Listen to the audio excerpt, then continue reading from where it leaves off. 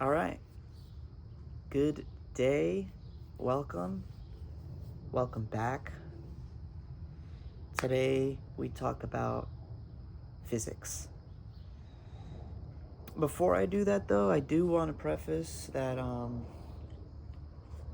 these are suggestions. This isn't right or wrong. These are just suggestions. So if you find that they strike a chord within you and you'd like to pay attention to them and put them into use for your own life, go for it. If not, just as fine. So actually what I think I'm gonna do today is combined P number 2 and P number 3, because now that I'm looking at P number 3, I don't have too much to say about it. I think it's kind of not self-explanatory, but it's not that deep, and it kind of ties in with P2. So we'll see. I'm not going to say what it is right now, just in case I don't want to go there. But physics. Physics is pretty cool because it has everything to do with what we can see, but also what we can't see. In other words, it can be a link between the realms of science and philosophy, which I find to be pretty interesting. So, the little definition that I made at the time for this goes like this. Physics: principles that dictate action. Keep in mind the observations of Newton's laws. The third law in particular states, for every action, there is an equal and opposite reaction.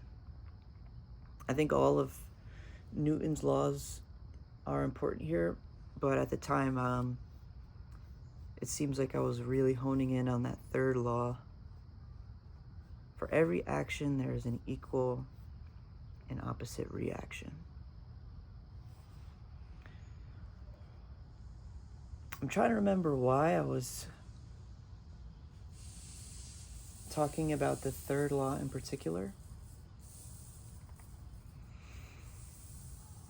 And I think it had to do with karma. That seems about right. So in the last video, I talked a little bit about reincarnation, but really, sorry, those are sprinklers. Okay. In the last video, I talked about reincarnation, but really you can't,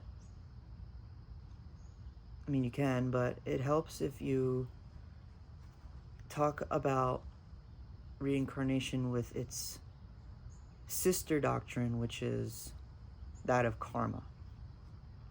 Those go together seamlessly.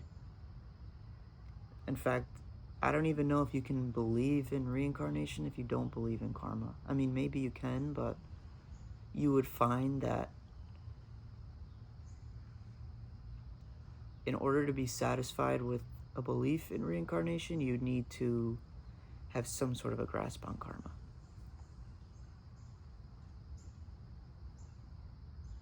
So, why I link karma with physics is because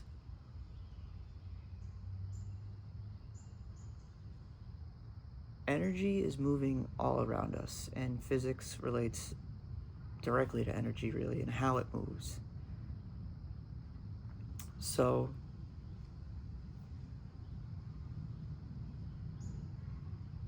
karma then is talking about where that energy is gonna end up, essentially. Where it came from, where it's going. And perhaps I was honing in on the third law because I was thinking about how if you do something. Alright, I'm just going to give an example from my life because here on this channel we're talking about this perspective. And I want to give you guys analogies because that helps me understand things a little bit better. So I'm going to actually give you an anecdote instead. So there was a day where I was driving home from work. Actually, let me preface this. The car I was using actually wasn't even my car. A friend was letting me borrow his car. So let's start with that. I was driving home from work, and this was when I was in the military. So driving home was like driving back to the barracks, and where I worked was on like the other side of base. So to drive there, it maybe took anywhere between like 5 to 8 minutes. To walk, much longer, maybe closer to half hour to an hour, honestly. I've never really made that walk. I've made that run plenty of times. Anyway, on my way out, I noticed one of my coworkers who didn't have a car, didn't have a ride home. But I didn't really care for this coworker. I was really annoyed by him almost always. I didn't agree with his values. I thought he was lazy, a burden to our unit. So I didn't offer him a ride in a car that wasn't even mine.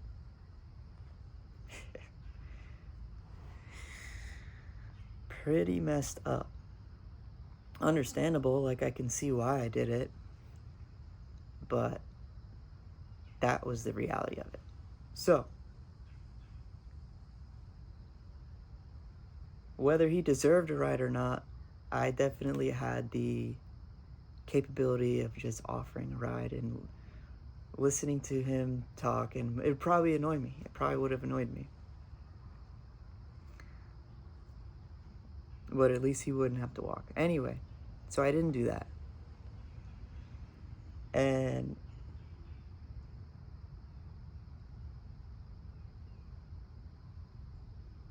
maybe, I can't remember if it was weeks or months, but definitely not years, weeks or months.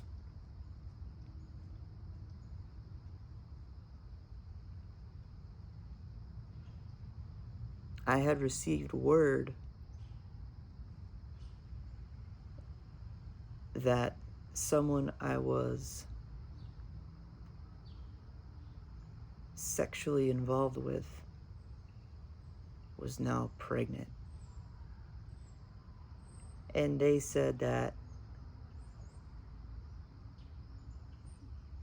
this child was mine. I was 18 at the time. And as you can imagine, my heart, my mind, everything just sank, plummeted, absolutely plummeted. And I was like, what? I can't do this.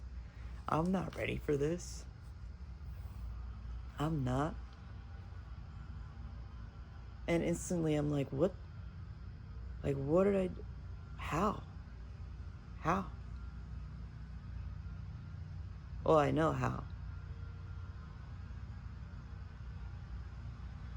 This person also said they were on birth control too, so that's why I was like, how? What the heck?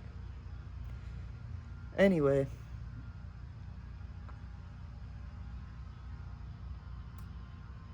I was thinking back, like, how could this happen to me? How do I deserve this? Like, I've been doing well, and I haven't been hurting people. Like, why is this happening? Perhaps it was instant karma from just that gesture, or that lack of a gesture. Or maybe it was something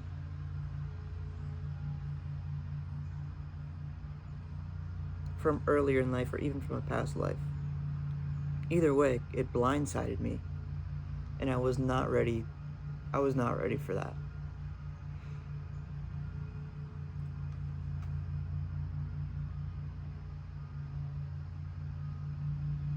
So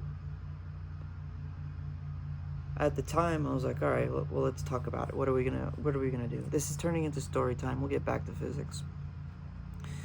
So I was like, what are we gonna do about this then? At the time, I was like, I'm okay with like, I was like, listen, it's your choice, but like, I can't raise a kid right now. So I was considering abortion.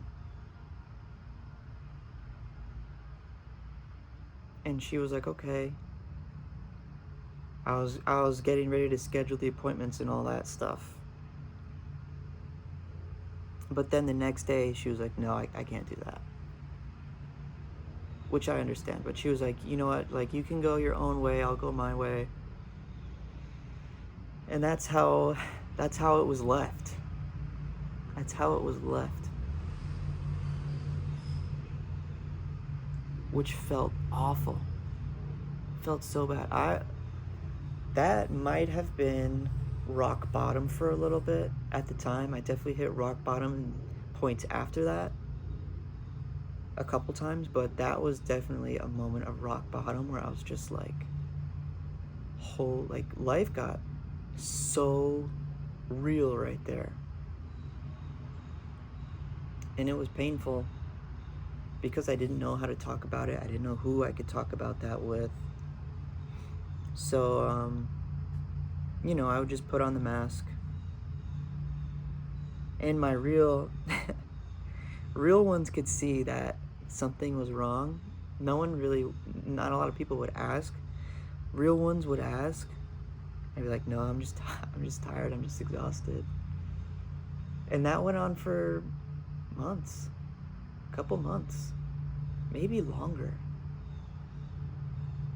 I don't know if it was a year, but definitely months of that feeling deep down.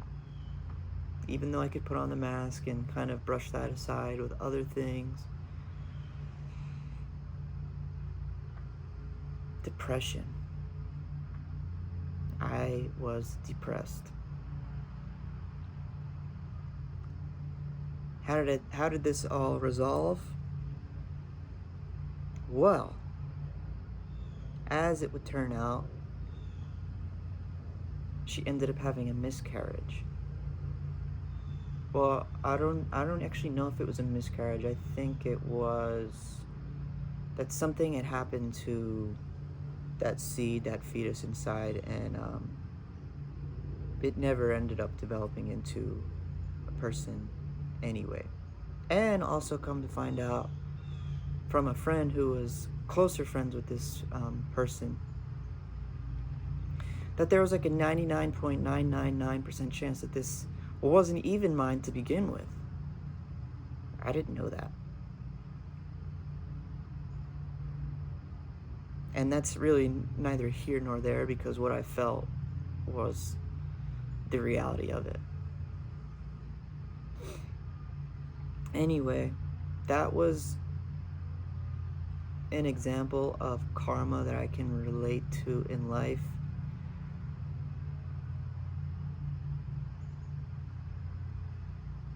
Where an action had come full circle. full circle.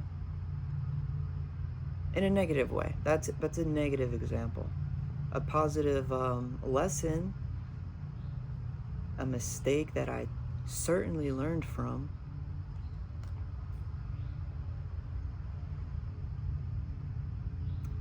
But it's an example of how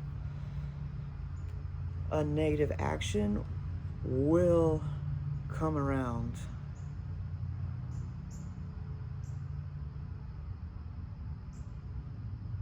Probably amplified. I mean, that was amplified for sure. I'd never really... I've, to my knowledge, never made someone feel depressed like that.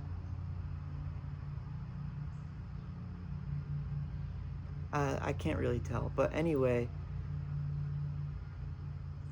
that came full circle. Thankfully,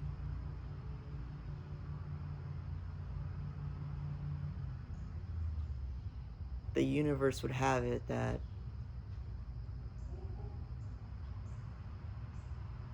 I didn't need to bear the responsibility of what would have come of that if, someone was born and it was my kid.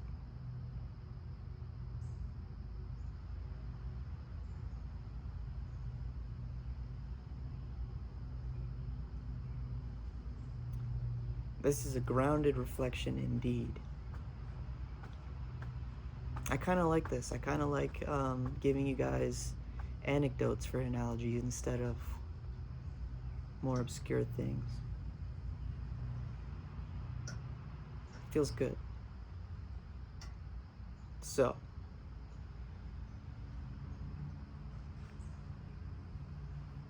that is an example of how in action, thoughts move around. Because typically when you're taught Newton's third law, you're taught this in school if you went to school. And you're using objects, physical objects. But the principles are the same for things that you can't see. Same thing.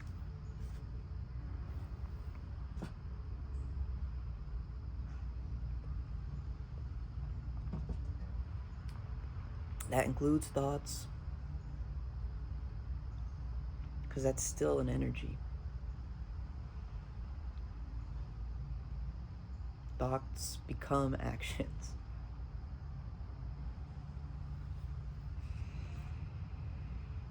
That's why it's a link between science and philosophy, or the physical and that which we cannot see but feel. But we certainly feel. Certainly feel. So,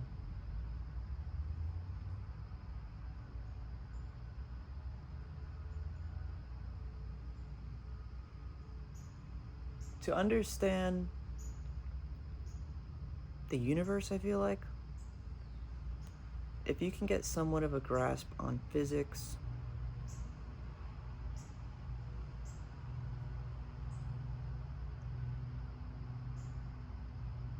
that almost acts as like the fabric in which the universe is interlaced in.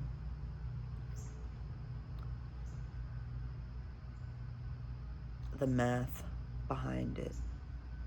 I'm not very good at math. I'll be the first to admit it. I am more of a writer and an English dude. I like writing poems. Math has been always hard for me to grasp. But in the coming days, weeks, months, years of this life, I do want to grow in mathematics. because I could see now how important physics is, not just physically but spiritually, mentally.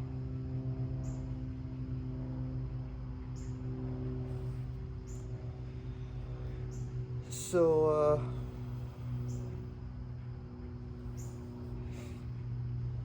I don't really have any cheat sheet notes for this. I'm just kind of seeing where this goes.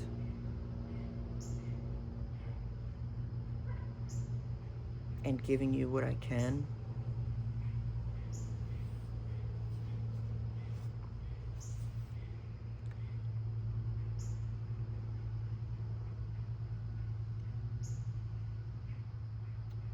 So, why I mention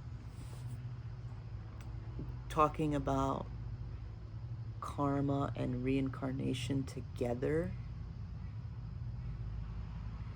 is because it's like, why would we reincarnate in the first place? Why don't we just die and that's it?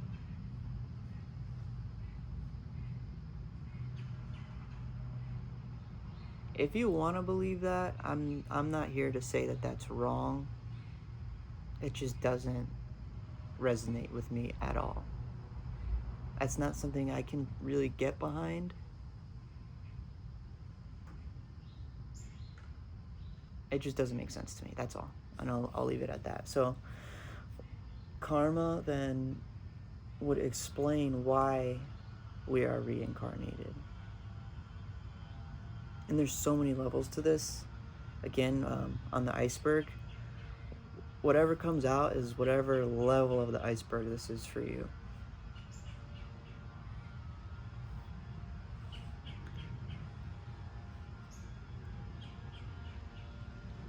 I'll start by stating that I do think that there are different levels to karma. For example, there's, your own personal karma, like from my anecdote that I just gave. That was something personal. There is karma around your family,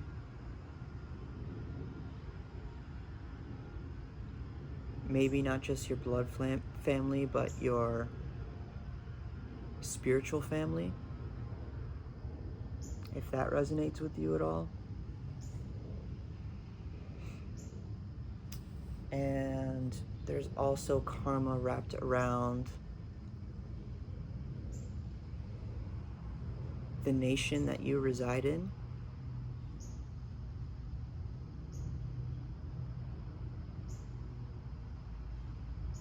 Perhaps the race you are part of. However you want to define race there. I don't really have a good definition of race.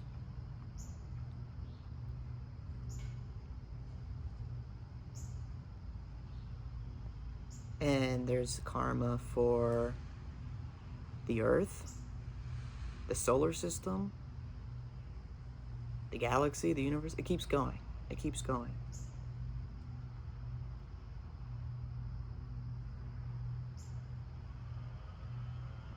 So there's definitely different degrees to it. Ultimately, it's important to bear in mind that it's a law that is not meant to just punish you. I know I gave an example of a negative instance in which I did feel punished. Ultimately, I knew it was a blessing. It was a lesson. But a lot of people have this notion around karma that it's just there to, be petty, be an asshole.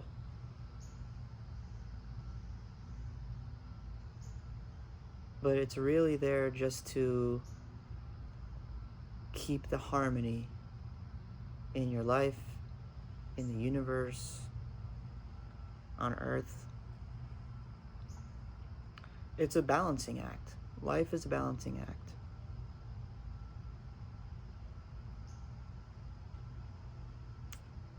So karma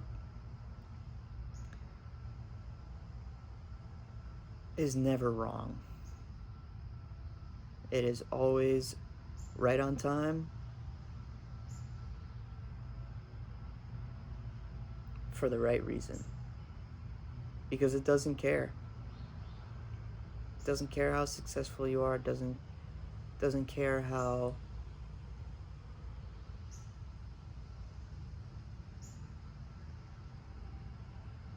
low you're feeling. You get what you deserve. And we can rest assured that the hands that lift us up and hold us down are always our own.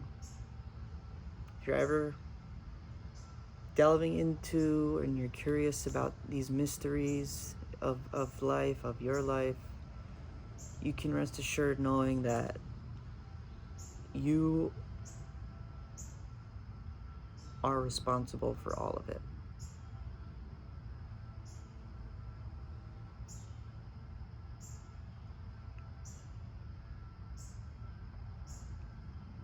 And I mean that in the best way.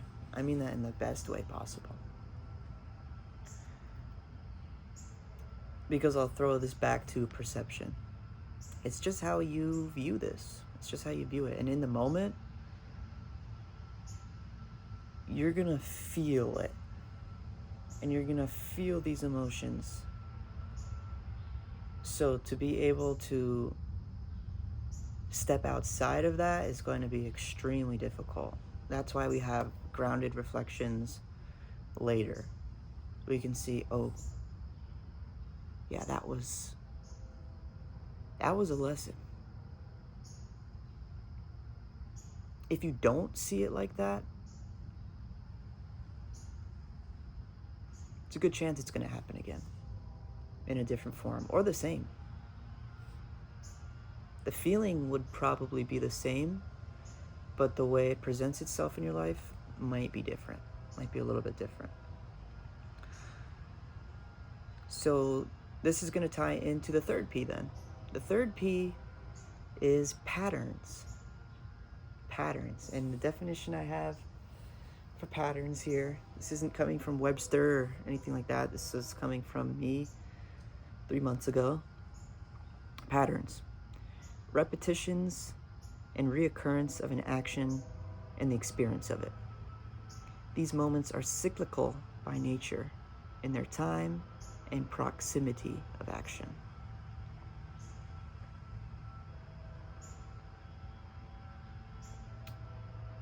So physics and patterns will tie together because they show you the cycles that we revolve around all the time.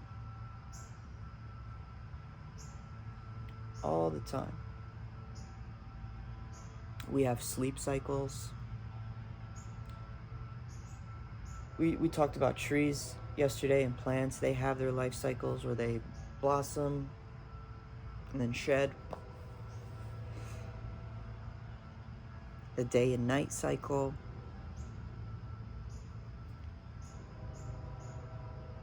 If you are familiar with Manvantaras, I believe that's Hinduism. Those are cycles that the universe goes through in creation and dissolution.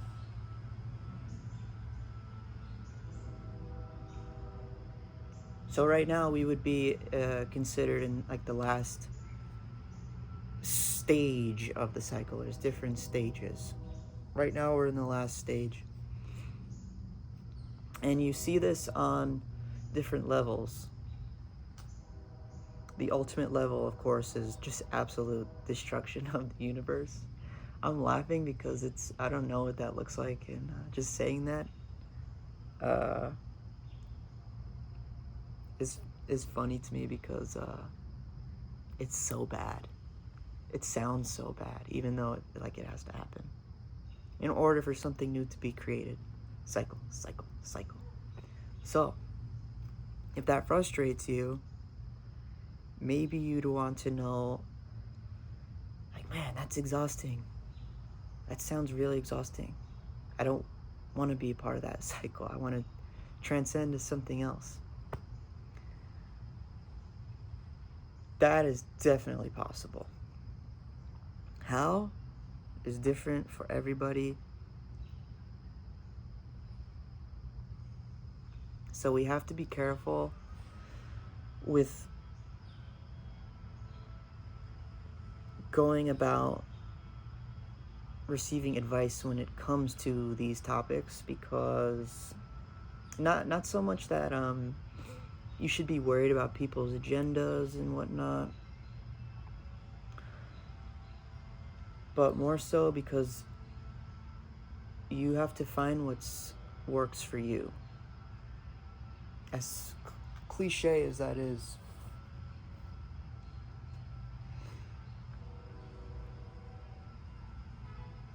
it's like a fingerprint. It's unique to you. Your cycles are unique to you. And through reflection, you would see what patterns are repeating, and you can then take steps towards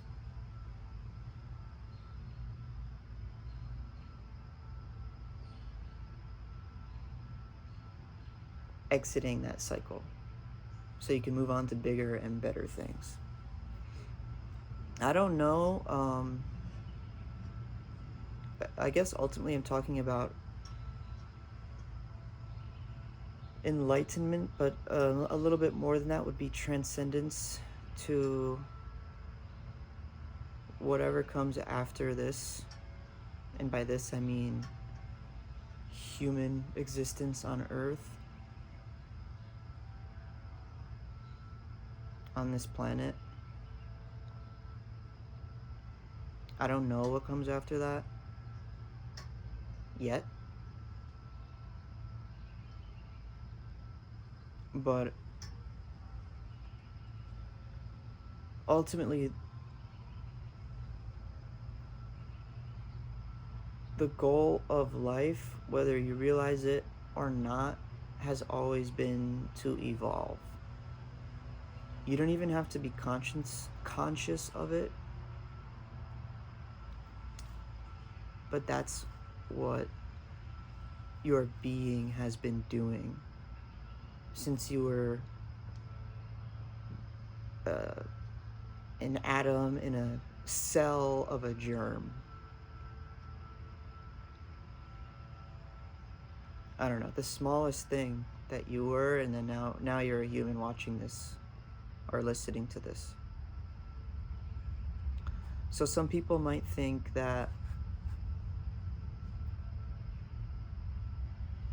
after this physical body dies, our soul or our spirit, our being, can then transform or turn into whatever it might be, a horse, a cow, a dog, a cat, a frog, a tree. I'm not here to say that that's right or wrong. That just doesn't really work for me, that belief. The way I see it is like, why would you, if you've reached this level of consciousness as a human, why would you downgrade? That just doesn't make sense. If you've been evolving and evolving and evolving over time, why would you?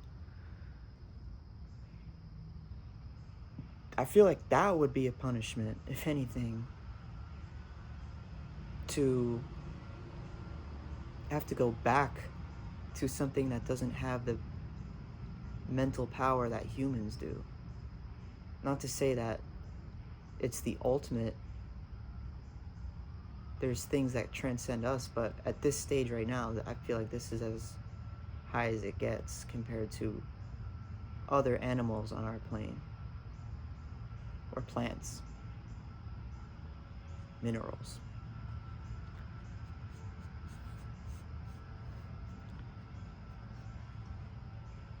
So we want to evolve, and we do this through karmic cycles. These are all opportunities for you to evolve.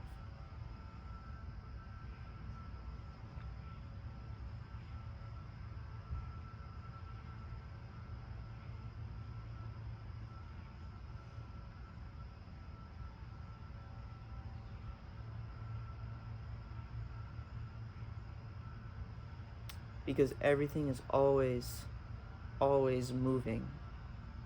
Nothing stands still. Even this pencil looks like it's standing still, but on an atomic level, all of these atoms are densely packed together, but still vibrating and creating something that we can see. The phenomenon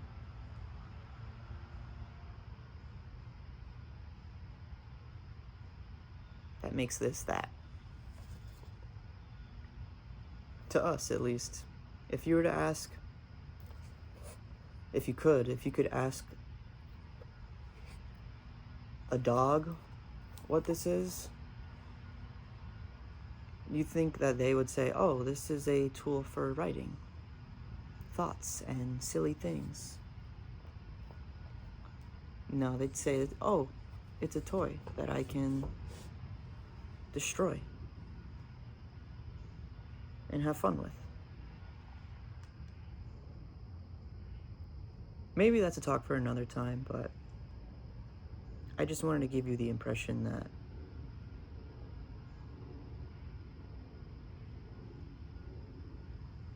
things that we think are static might appear so in the moment, but ultimately are always on the move.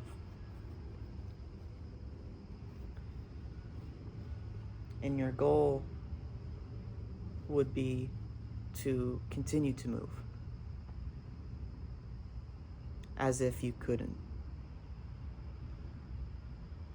But you can, and you are, and you always will be.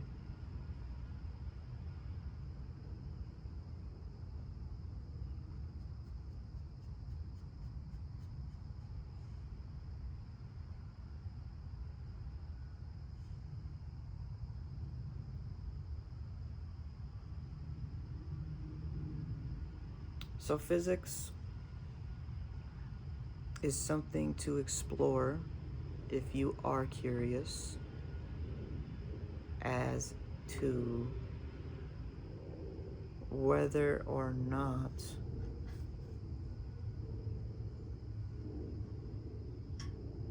you are growing in an area, being stagnant, and at worst, devolving. Is that a word? Devolving? Whatever the opposite of evolving is.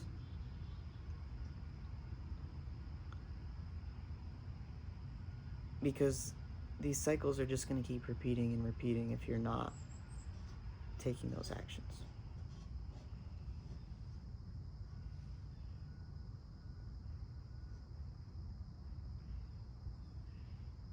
Perhaps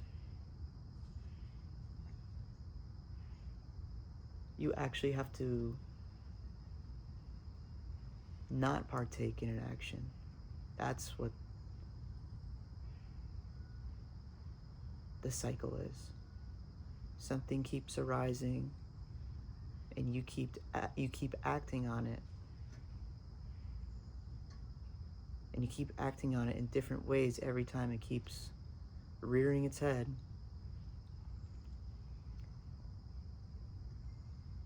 Maybe you might have to try letting that be and finding peace in that.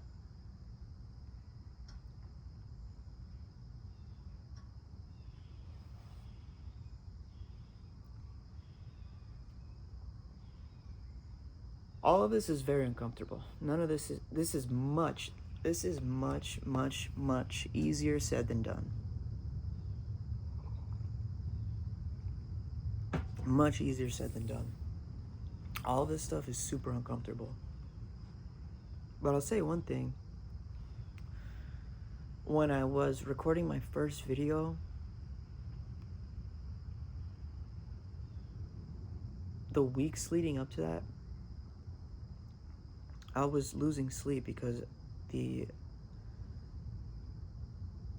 anxiety of trying to decide whether I wanted to do it or not was so much on my mind. And then even right before I was pressing record, I was like, really scared. It was so uncomfortable. But coming back and recording today was a lot easier. I didn't really have any anxious thoughts about it. I did it, and we're growing. We're seeing this happen in action, and we're already reflecting on how we felt yesterday.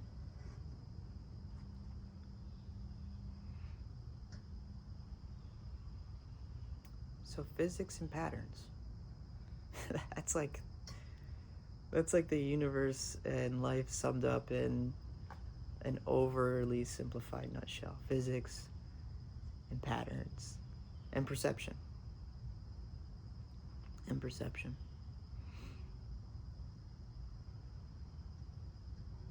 How you see these things.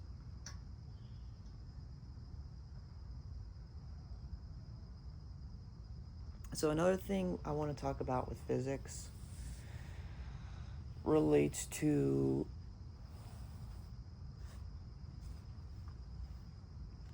our mind and our body and how we use them.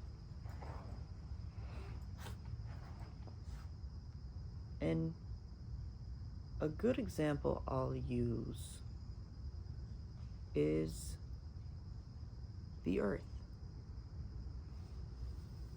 As you may or may not know, the Earth has magnetic poles on the north and the south.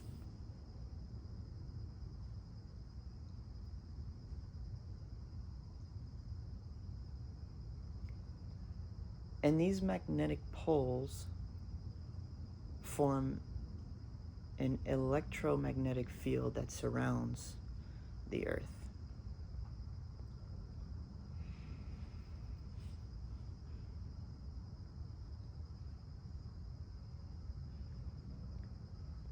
That gives it the foundation for Earth's energy, its aura, its protection against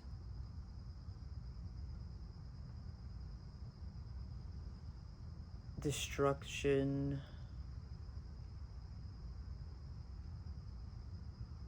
So your body is actually no different. Your body has an electromagnetic field as well. Another thing I want to add too is that we can think about our bodies as an entity like the Earth. Guess who's made up of 75% water? You. Guess who else is? The Earth. It's just a big representation of you, and then it grows as larger than that and as small as a cell. That's how the cycle works. That's how the patterns are. You can think of these things as small and as large as you want.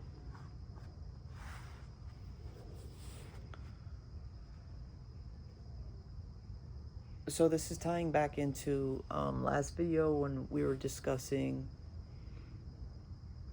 why it's important to maintain the health of your instruments, which are your mind and body. Your electromagnetic field is Crucial. Crucial.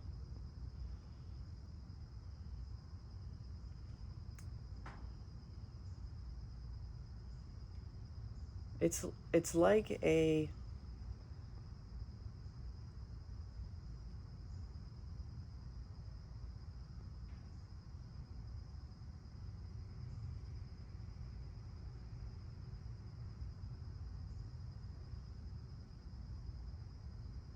I'm trying to find the words here.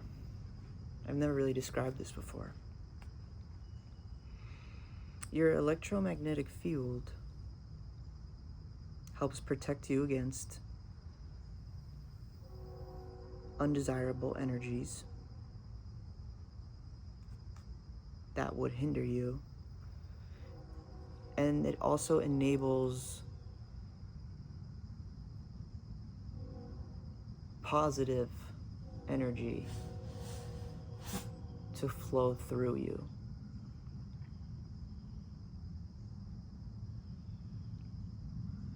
So when we don't take care of our bodies and our minds, that degrades our electromagnetic field and makes us more susceptible to negative influences, whether that's evil, whether that's delusion,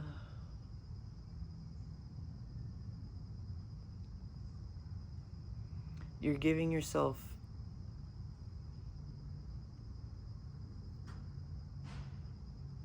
the opportunity to protect yourself from that if you would take care of it and recognize what it needs and what it doesn't need, what serves it and what is degrading it.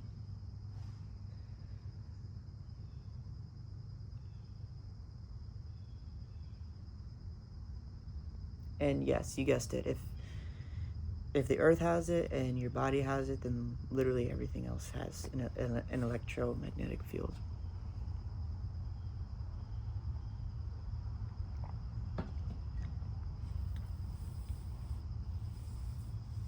So if you can get your electromagnetic field yourself to vibrate and resonate with like things, as you could imagine, that force would enlarge and grow. But the same thing goes for, say you're doing that for a positive reason, the same thing goes for a negative thing. Same thing goes.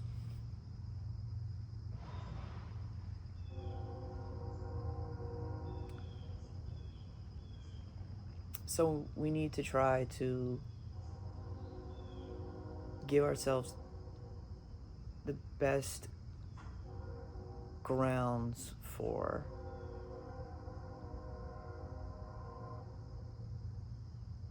being a force of light, if that's what you desire. I say go for it. You really have no idea where that will take you. Somewhere awesome. And when I say awesome, I don't mean like cool. I mean like awesome. Awesome.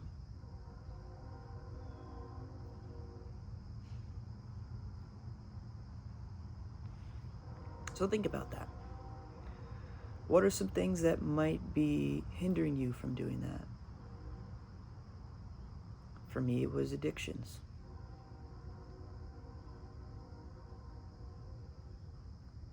Things that no longer serve me now: alcohol, marijuana. That was a tough one because I felt like it served me for a time. But then there was one day where I smoked and I felt like my mind was consumed by anxiety and anxious thoughts. And then every time I smoked after that, it was the same result. But prior to that, like, it was enjoyable. And I felt like I was getting benefits of it, like I was able to channel really good thoughts, knowledge, but after a while, and it wasn't even really that I was abusing it. I didn't feel like I was abusing it, at least. Either way, it just didn't serve me anymore. But I would still do it. I would still smoke, even though I knew, like, it might feel good for a second, but then, like, my mind would be consumed by anxiety. So that could be, it could also be, like, nicotine, cigarettes. In general, your vices are usually a hindrance in some way. And that doesn't mean to just cut them out like that. Like I said before, it really doesn't work like that. It's about working with them and how, like, a tree would let go of its leaves without holding on for dear life. Eventually, you would just let this go naturally. The process looks different for us and trees, but the principle is the same.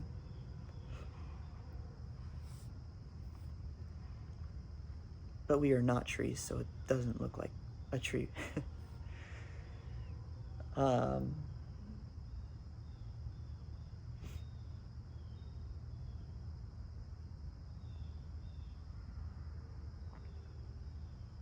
So you might find that if you're going through these cycles, if you are in a cycle but at a state where your instruments are working at a higher level, you probably have a better opportunity to bring that to an end, to have that resolve. That's why I think it's important. And vices are a physical example of this, but self-sabotaging negative thought patterns are also just as degrading as physical things can be to your electromagnetic field. I don't know if it's the same as an aura, to be honest. It could be. Because when I think aura, I think of the visual representation of that. Even though I don't really think I can see auras, I know there's people who can. I feel like the electromagnetic field is the medium for auras, maybe, if that makes any sense.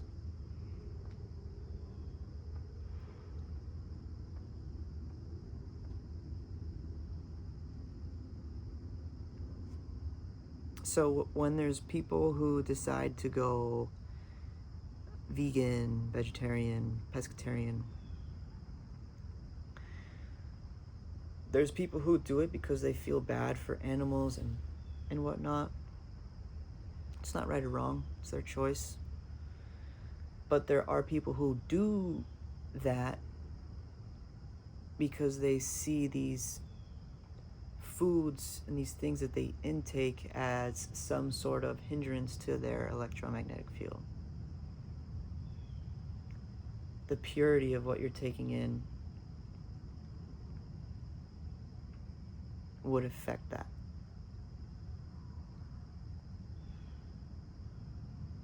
Things can boost or degrade, essentially.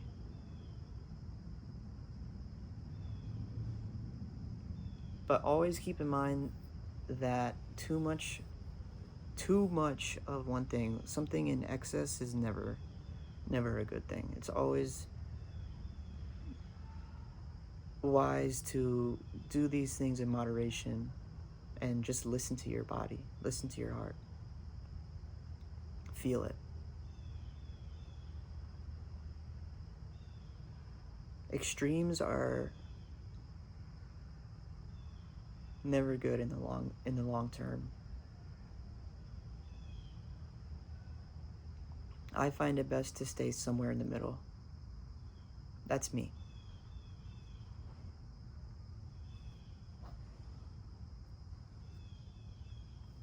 It's uncomfortable. Definitely uncomfortable at first. But you'll come to find how stable it is over time, because your highs and lows now are not coming from way up top, back from the bottom, way up. You're floating in this line where the highs and lows are kind of more like this. More manageable, easier to come out of and come down from.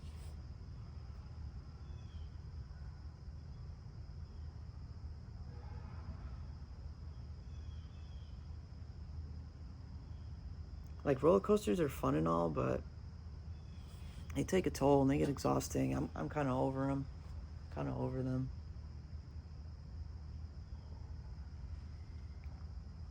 You might be too. Or you want to stick on that ride, which is cool. Just, stay on it until it doesn't serve you anymore. Just don't be an asshole when you're doing it. Don't be an asshole while you're doing it. If you don't know what to be in life, what to do, just be kind. You can't go wrong there. Compassion is love in action.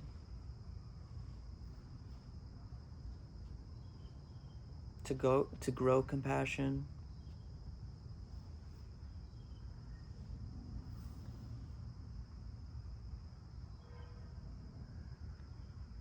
would be setting yourself and your electromagnetic field even up for success. Good deeds with pure intentions. Let me repeat that. Good deeds with pure intentions, pure motives. Pure motives would help you raise your vibration and the vibration of others, which is awesome.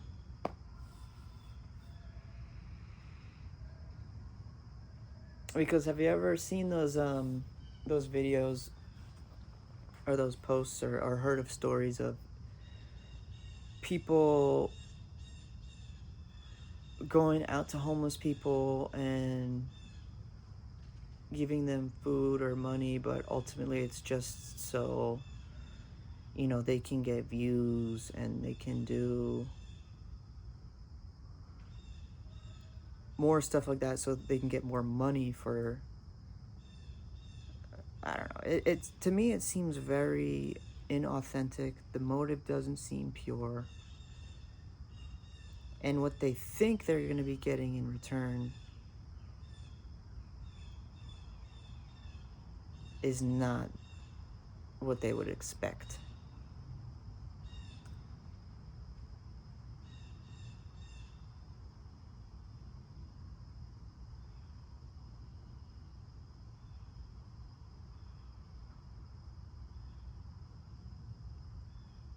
I'm not saying that you can't do kind things for money.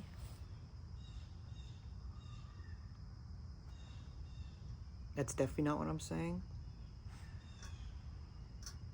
But some of the strongest, most reliable ways to strengthening your electromagnetic field and raising your vibration is to do these things unnoticed, unthanked. Just doing it not attached to the result.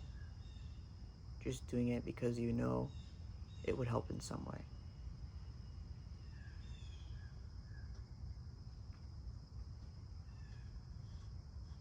I value that. You might be different, and that's okay. We can agree to disagree.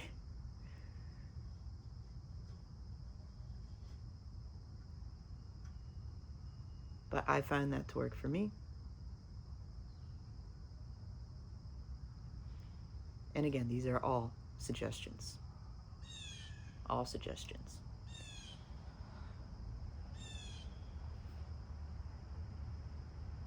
So what else do we need to talk about with this?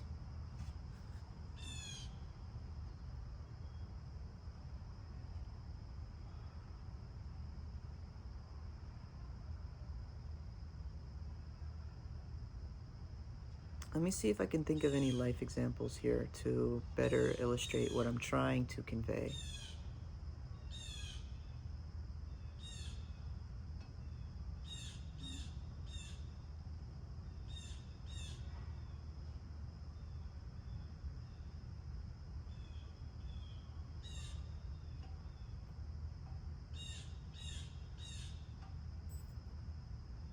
Yeah, it's taking too long. I don't want to do that.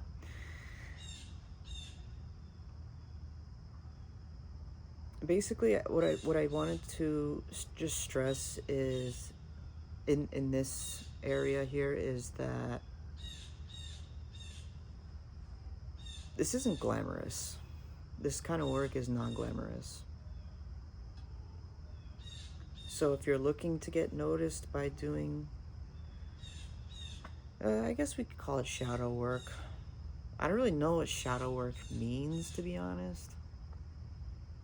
That word gets thrown around a lot, and I've never really done a deep dive into that.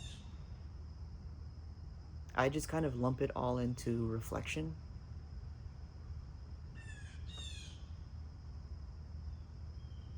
Because once you start reflecting on life, you would make the necessary adjustments if you desire.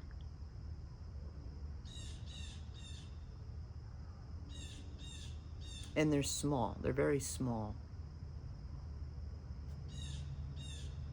But the point is that they are adjustments, and they do compound and add up into something very grand. You don't need to make big steps, not at all.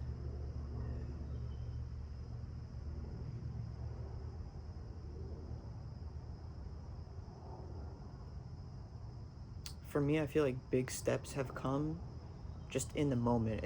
It's never something that I've worked up to in a sense of obtaining that one thing, but it's more the sense of obtaining my state to being receptive for when those big opportunities come, if that makes any sense. When those opportunities arise, I'm in a state where I can discern whether this is truly resonating with my heart,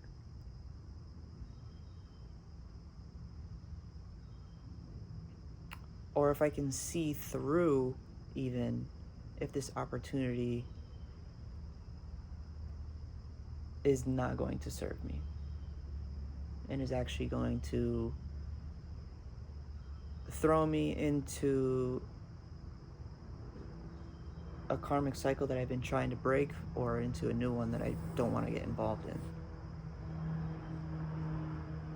Either way, I don't think we should really be trying to avoid thinking about avoiding karmic cycles, because again, we don't have any control over that.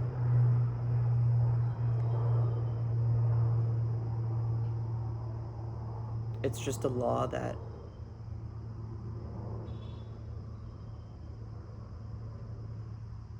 keeps the harmony. It's not really something we have control over anyway. So just do that thing that your heart is calling you to do, and trust that that's the motive, that it's coming from the heart, it's coming from a solid place, and you'll learn what you need to learn and experience what you need to experience. Don't worry about karma. Just know that it's always working in the background for you, never against you, with you.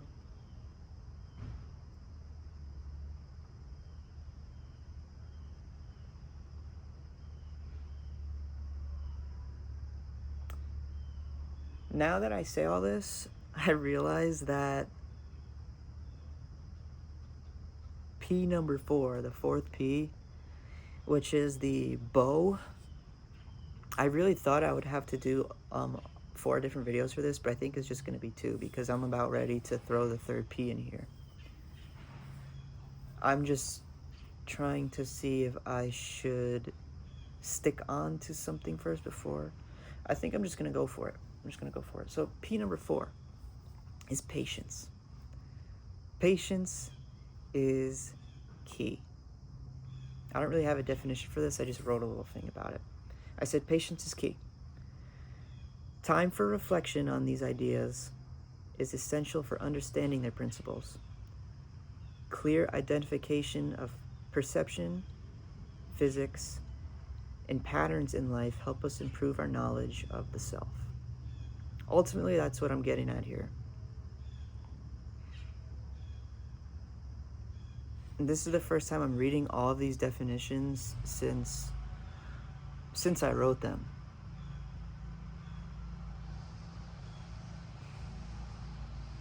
So patience is important because everything takes time. These things don't happen overnight. I struggled with addiction for over 10 years.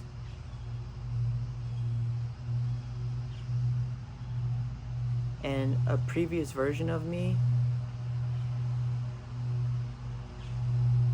wanted to break free from that, but couldn't. It took time. As much as I wanted to, I had to take the steps necessary, which took time. Trees take time to grow. Patience is so crucial. How do we grow patience? I just heard.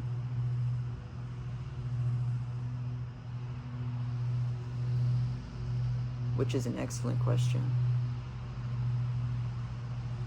Because as much as I want to say that it's self-explanatory, if it was, then everyone would have it. Everyone would be tolerable. Such is not the case. And I'm gonna go with an anecdote here. Tell you a little bit about my story, my life here.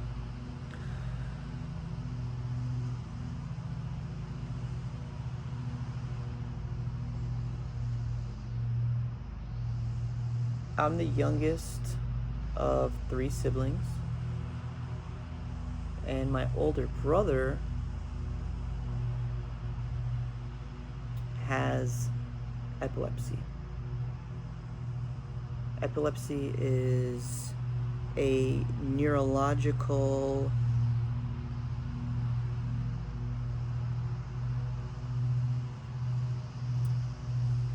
I want to say disorder, but it's just more of a disruption that affects the circuits of the brain, the electricity in the brain, it's in its function. So it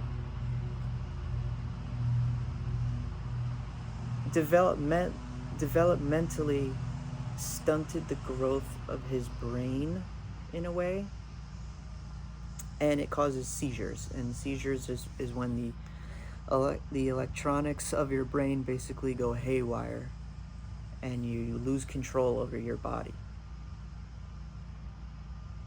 If you've ever seen one before, a grand mal seizure, which is like full convulsions, and it's scary. It's a very scary sight to witness. And there's nothing you can do other than, well, actually, I'll tell you what you can do. Just in case no one ever told you this. If someone is seizing,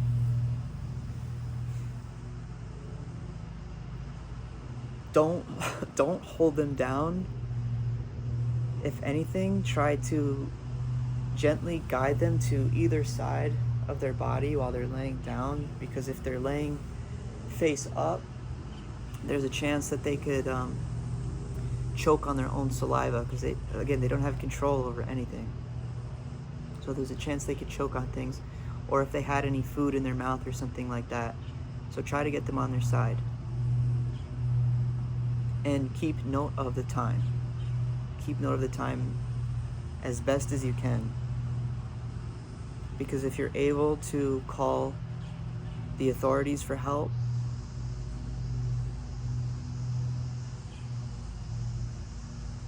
knowing how long it takes is crucial. For me, if it takes longer than 5 minutes, I'm calling. But if it's less than that, then things are probably all right. And I've seen it both ways, where it's subsided before. But if you just want to call them anyway, do it. Yeah, they might bring like an oxygen mask or something, or I don't know. It's not really necessary though.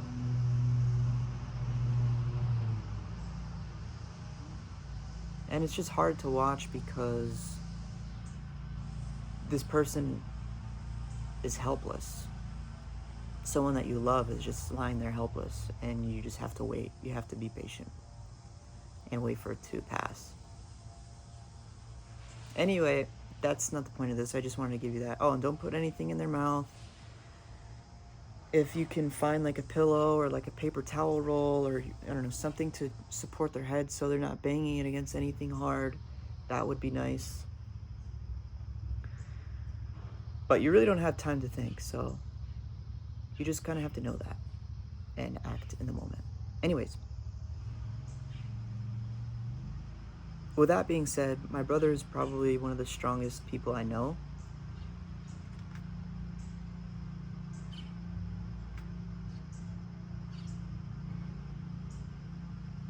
But growing up with him and living with him is not easy. I mean, not that it's hard, but there's just different things that you go through, and being patient is a necessity. It's a must. You have to be patient. You would lose your mind. You would go insane if you didn't have patience.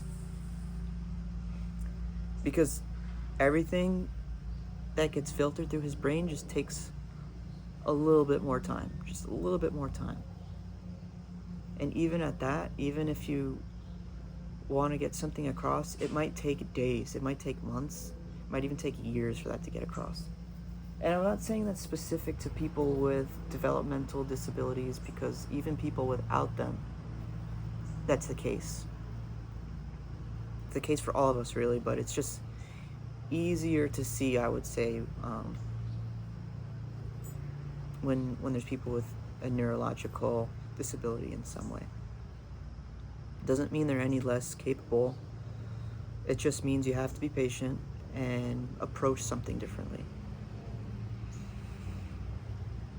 So I feel like I had a little bit of an advantage in the realm of patience, because it's just something my family and I has grown accustomed to. We don't have a choice. We have to be patient. You know? As much as it can be challenging, it's given me the ability to tolerate things that a lot of people cannot, which leaves room for me to get to understand things better, because I'm not instantly just frustrated and I throw it away and move on. No, I can sit with it, and even if it's uncomfortable, sit with it and try my best to understand it so I can make the most of whatever situation that may be.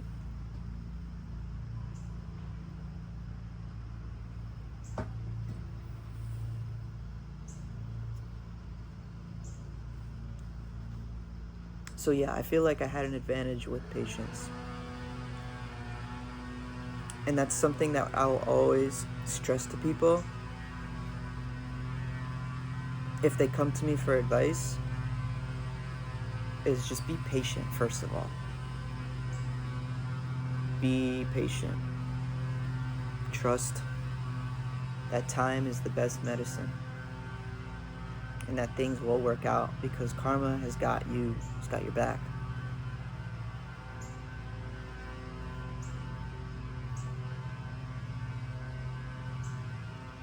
Even though it might not look like it in the moment, it does. But you need to be patient with yourself, and you need to be patient with others.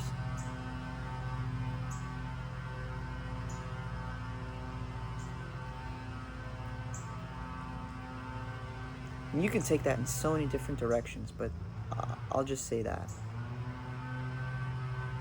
All of the things that I'm discussing, these 4 Ps, I'm still getting a better understanding of. I don't know how many times I've said it with these videos that I don't know yet. That's okay. Like, I'll get there in due time, when it is time. I'm sure I might, if I'm still recording videos and down the line, I might have to come up with better revamped versions of these P words, because they're going to transform over time as I grow, as we grow.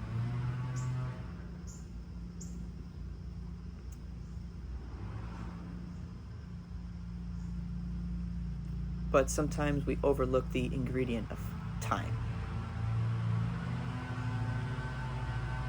when it comes to forming anything we want to manifest in life. Ooh, and especially today when things happen so quickly. By the way, because we were talking about cycles and stages of cycles, the cycle we're in right now, the stage we're in right now, everything is happening at an accelerated rate because we're getting closer to the end. And I don't say this in order to make you sad or make you scared for that, because at the same time, the things that you want and believe would help in some way will also grow faster than they would have in the past. But obviously, with that being said, the things that are destructive are also going to happen a lot faster as well.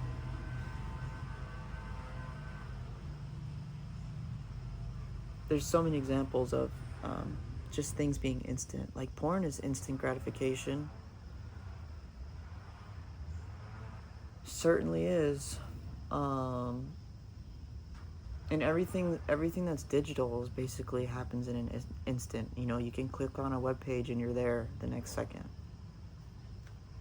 So to be patient is becoming harder and harder because we're expecting things to just happen like that.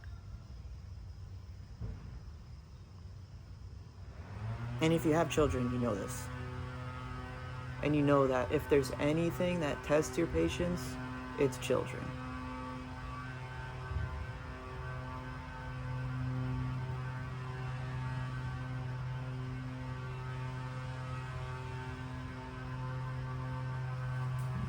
But bear in mind that that's your karma, and those are your lessons to learn.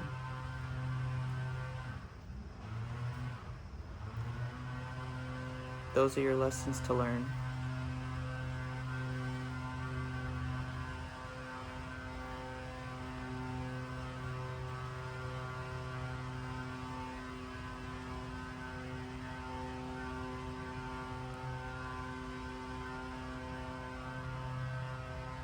Because we're talking about children, I want to do like a bonus P word. Bonus P word is pride. Pride.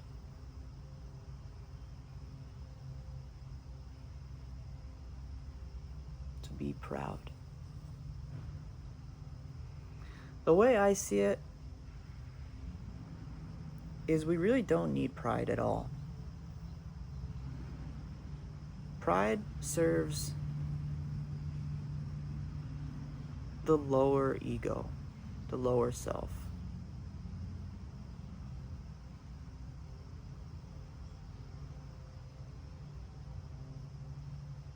Behold, I did this.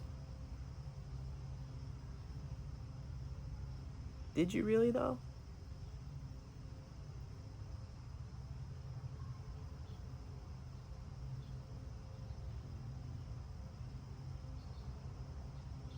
Did you really?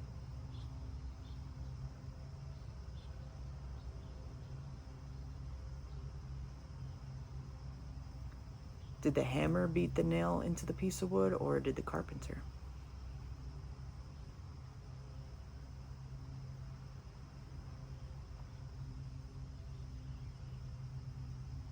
Did the paintbrush put those strokes of paint all over the canvas, or did the artist, did the painter?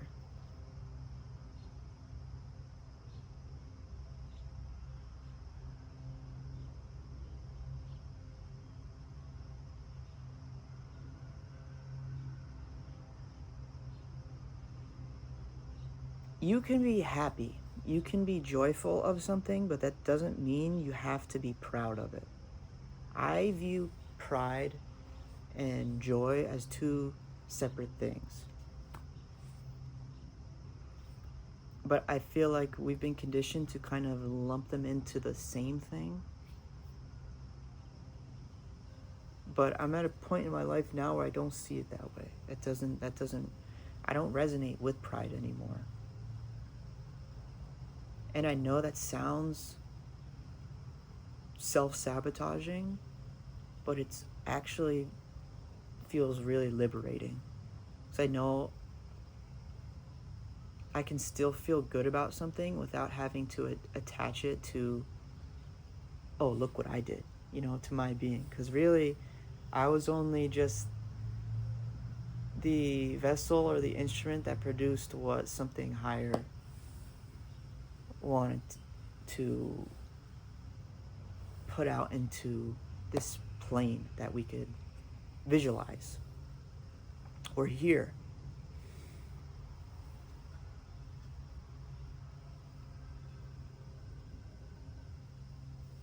And I can be happy that I was in a good state. I was a good instrument for that. I can be happy for that, but I don't have to be proud of that.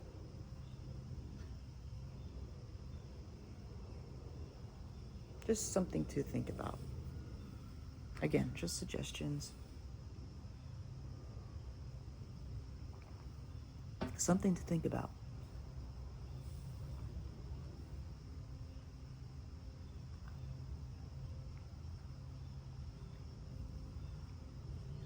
Because your words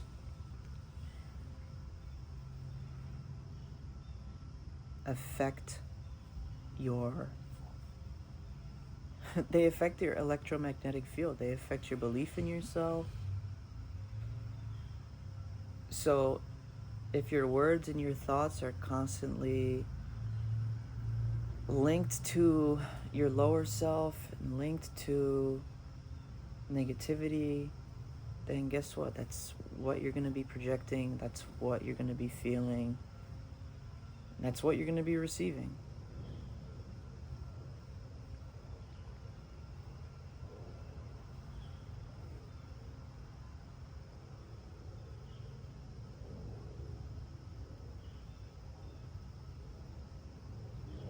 I just feel like pride is not a good representation of how you really feel. It's a start.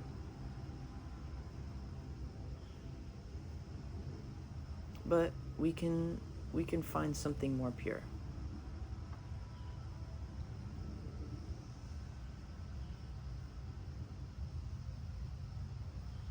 Really. So that was the bonus P, was pride.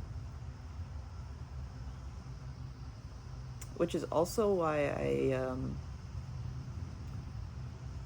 feel a little bit weird about the whole pride movement thing.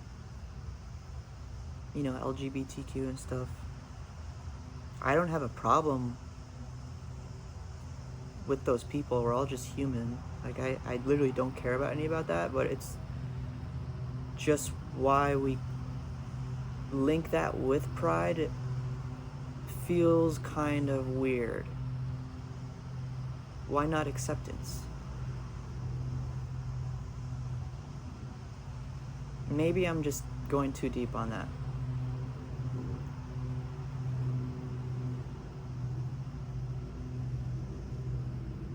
I'm probably just going too deep on that. And I don't want to ruffle anyone's feathers here with that, but something feels fishy about it. Not about the people, not saying that, but about that movement itself.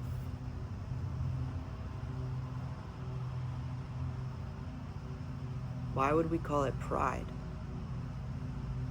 and not acceptance?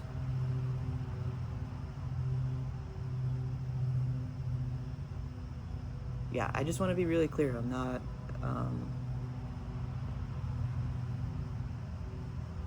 trying to degrade anyone by saying this. I'm just saying, like, why did we come to that word and not that?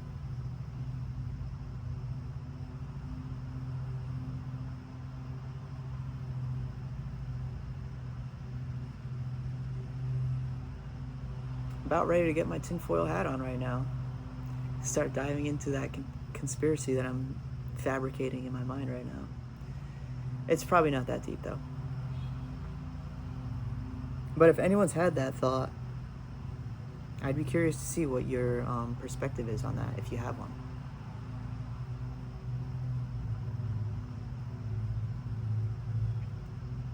Food for thought.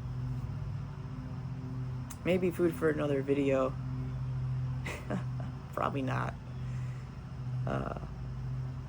I know I'm making people uncomfortable by talking about it, because I've felt really uncomfortable talking about all these things within this video and the last. But I'm not here to sugarcoat things. How they come out is how they come out. And I really, really, from the bottom of my heart, just want to thank you if you're still watching these. If this resonates with you at all, that's really cool to me. That's really cool to me.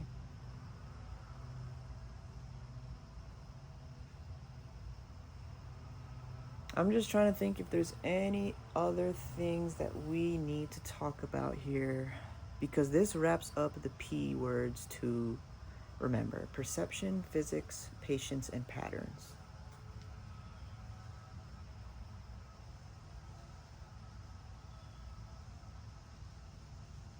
You can find lots of information on all of these, but really I just wanted to let you know that these things are good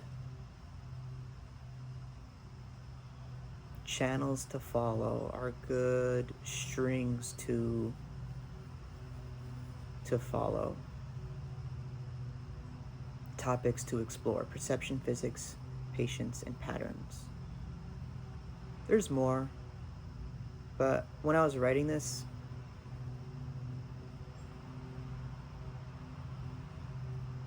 I thought of 2 P words, and I was like, ooh, maybe I can think of a third. And then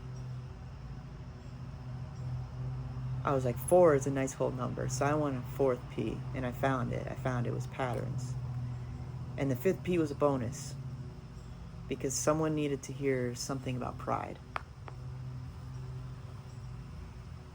Maybe that's something that would become, that would circle back around, because I don't feel like anyone's really talking about the pride movement or anything like that anymore.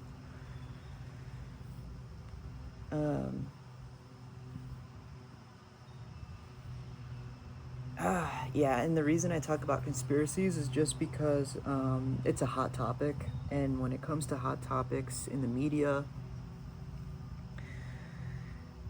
a lot of what the media is just to get us to choose a side. And I don't really choose sides. I rock with my intuition.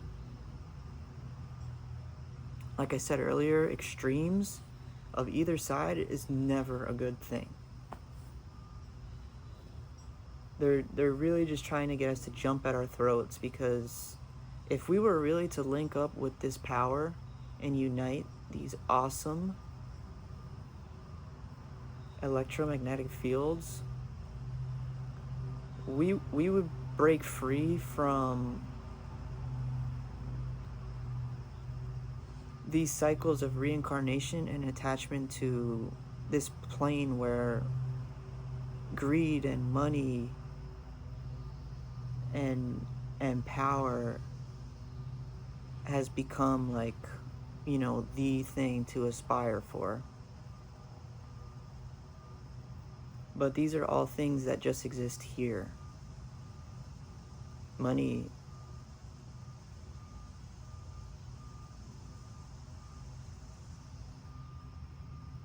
is just things that keep us here.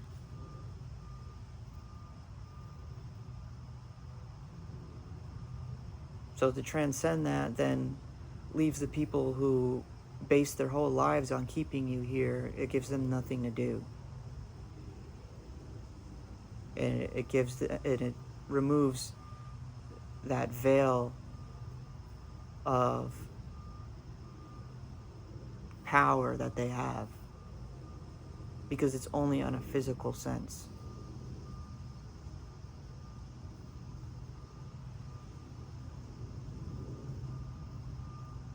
You can try to logic your way through life, use the intellect, but what's done in the heart is, that's it, it's done. Once it's solidified in the heart, it's only a matter of time before it takes foot in the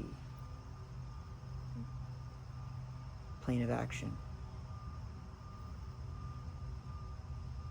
I know that sounds like gibberish.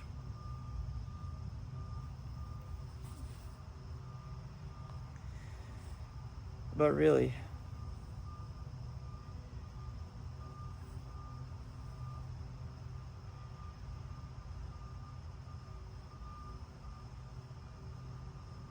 people don't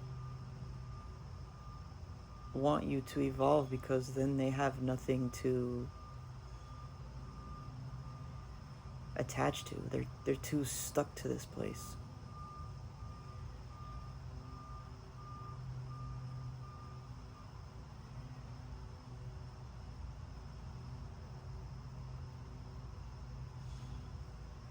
That's the best I got there. For now. And I'm not trying to hold back any punches here. That's just what I can think of right now.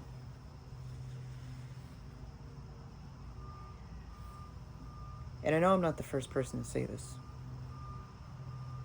Maybe you're the first person to be hearing this. I'm the first person for you to be hearing this from.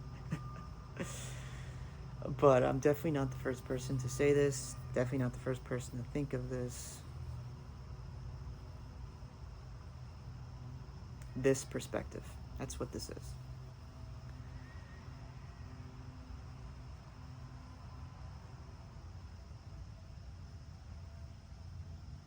So yeah, the 4 Ps plus bonus 5P.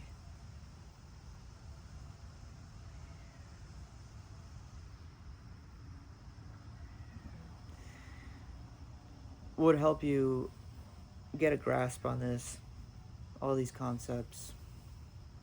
What the heck's going on? Because it's confusing. It's really confusing. And it's made to be confusing.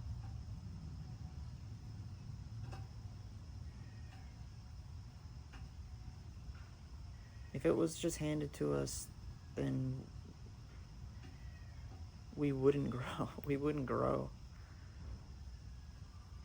We wouldn't be unshakable, unmovable forces if we didn't have adversity.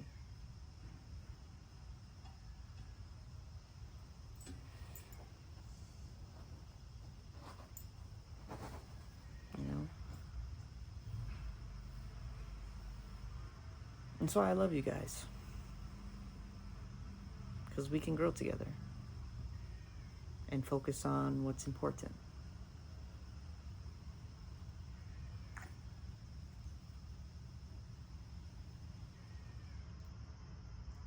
You know what's funny?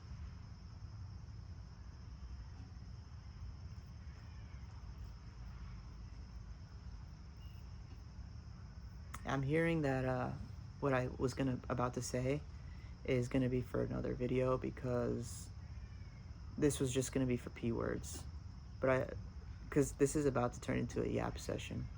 The 5th P was opening the door to a whole new conversation. So I'm just gonna stop there, and we're gonna save that for another video. But I do want to discuss desire first, and then we'll just get into yaps. But I wanted to use these P words to kind of set the tone for, I guess, what this channel can be about, give you a better idea of where I'm coming from. It's helping me get a better idea of where I'm coming from too. As much as this is helping you, and that is my goal, I'm realizing how much this has been helping me too.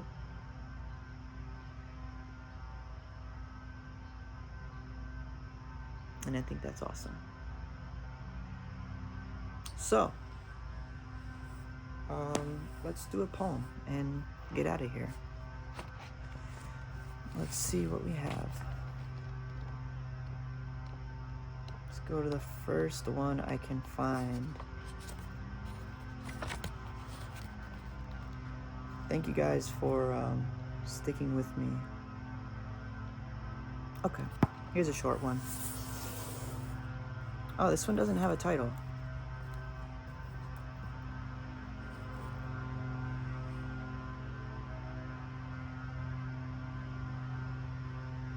Without reading it, I want to try and just think of a title and see if this connects with the video and the poem in any way.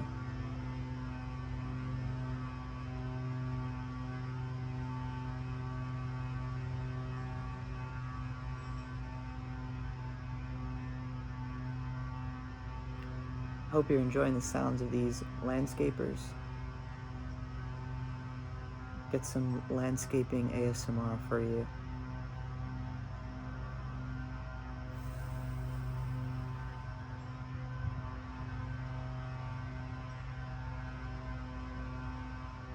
We'll call this resonance.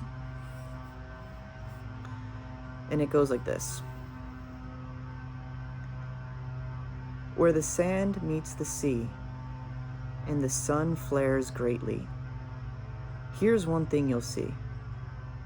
The force of my heart, where the love starts and will never depart. Inside, a candle that will never die, for it shines on both you and I. Forever bright, it never loses sight of the love between you and me. Resonance. The force of your heart. So crucial. Take care of that. Take care of yourself. I love you.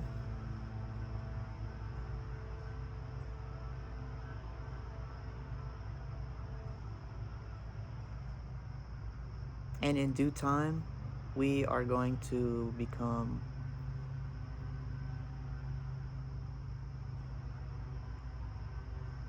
pure centers of heart force that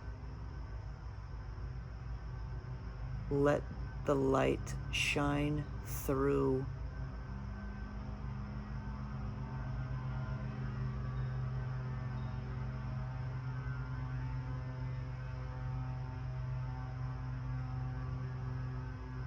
and warm up everyone that's ready to receive it.